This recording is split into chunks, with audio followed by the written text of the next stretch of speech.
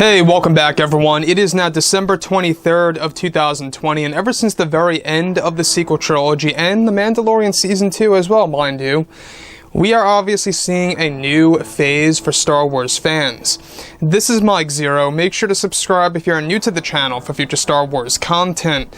Now, this phase that we speak of is this moment in time in which, well, the divide between the Star Wars fandom is starting to close in, and more fans are becoming reunited, essentially. And this really is a great deal, because this means that George, John, and Dave have done their job with The Mandalorian and what it stands for, as well as what this new expanded universe stands for within this overall franchise. Now, given that, of course, Disney and Lucasfilm are very much hard at work on over a dozen Star Wars projects on Disney Plus alone, mind you, that is a lot of work that they are pouring their heart and souls into, so we have a lot coming our way in the next couple of years. However, what's really intriguing all has to do with Mark Hamill, alright? Now, we do know that Mark Hamill is an actor who had a lot of problems on the set of The Rise of Skywalker, had a lot of issues with Lucasfilm's Kathleen Kennedy with The Last Jedi and director Rian Johnson, and then later on retracting those claims about how he did not like Luke Skywalker and all these different aspects. However, what's really intriguing all has to do with the connection between Kathleen Kennedy and Mark Hamill and where it stands right now, and exactly, what actually really happened for Episode 9. Now, specifically, of course, given that The Mandalorian Season 2 is now over, Jon Favreau and Dave Filoni are working hard together on the new universe and more. Currently, it's described that actor Mark Hamill still holds a grudge against Lucasfilm's Kathleen Kennedy for multiple reasons. It's described that Hamill still holds a grudge against Kathleen Kennedy for creating a divide between the Star Wars fandom, and how she refused to use any of his deleted scenes on the Blu-ray edition of The Rise of Skywalker, where Hamill also has major issues with Kathleen Kennedy for interrupting with Episode 9 by destroying George Lucas's vision for the final episode of the Skywalker saga. Hamill at one point in time begged Kennedy multiple times to try and insert the deleted scenes for Luke onto the Blu-ray for Episode 9, and even tried to convince J.J. Abrams to tell Kathleen Kennedy otherwise. However, this approach completely failed on Hamill's part, and his scenes were not included on the Blu-ray of the movie.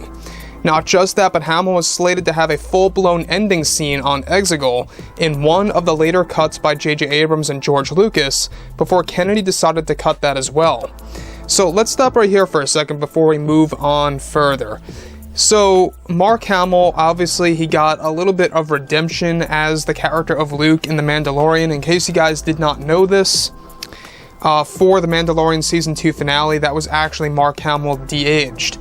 And a large reason as to why a lot of fans were having some issues, now I wouldn't say a lot, but a minority of fans were having a lot of issues with the CGI work that was done on Mark Hamill's face, is because the de-aging tech, it does not work quite as well the older that you are. If we look at Robert Downey Jr., for example, he kind of has like a younger-ish looking face as Tony Stark, so that's exactly why it worked pretty much flawlessly in, Marvel. However, when we go ahead and check out what they did with Luke, you can see, I wouldn't say it's, absolutely terrible, but you can see some minor, imperfections here and there, something to do with the color or something around those lines, maybe even the animation at that. To me, it doesn't matter. It looked amazing. The story made my mind not even think about that for the most part, but that was Mark Hamill, so he got a chance to redeem himself as Luke at the very minimum. Jon Favreau gave him that opportunity, and I think that we all have to give a lot of credit to Favreau and Filoni, as well as Peyton, who directed the episode, to really just, show some love to them, because they really reunited the Star Wars fandom pretty much in a matter of a week. Isn't that crazy to think about how the fandom is now reuniting all over the globe?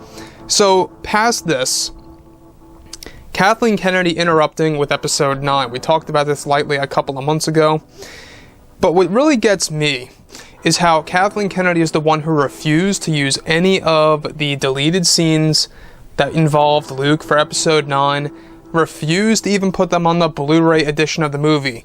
There was a main reason as to why she did not want to do that, is because she did not want to show the fans that there was a better movie in the works, or at one point in time, than the final cut of the film. And I honestly do believe that fans would have honestly maybe even had more of a backlash if they saw the deleted scenes that were actually going to be, included on the Blu-ray at one point in time, where eventually Kathleen Kennedy refused to even let them go on there. I think that, yes, if they got a comparison, fans would have had given a bigger backlash against Disney about the outcome of the final cut of Episode 9. So, yeah, guys, like I've said before in the past, drop a comment below. Let me know what you think about all of this in the comments, and if you guys did enjoy the content for today, do make sure to drop a thumbs up on this video to support the channel. I thank you all so very much for the kind support, and I'll catch you guys next time.